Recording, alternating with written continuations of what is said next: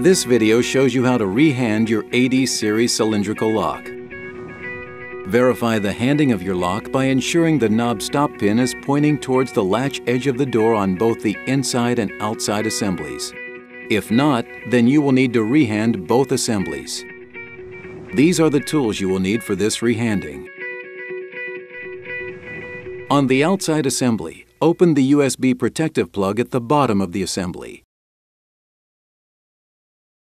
Remove the 6 screws that hold the cover to the assembly.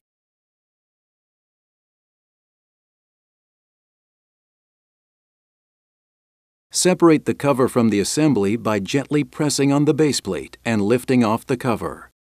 Remove the 2 screws on the spring cage. Lift the spring cage off. Rotate it 180 degrees so the latch engraving is facing toward the latch edge of the door and place the spring cage back on. Replace the 2 screws. Reattach the base plate to the assembly using the 6 screws.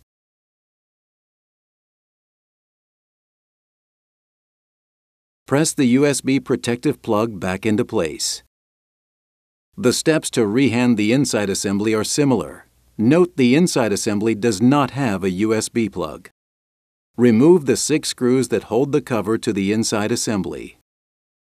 Separate the cover from the assembly by gently pressing on the base plate and lifting off the cover. Do not press on the electronics. Remove the 2 screws on the spring cage. Lift the spring cage off. Rotate it 180 degrees so the latch engraving is facing toward the latch edge of the door and place the spring cage back on. Replace the 2 screws.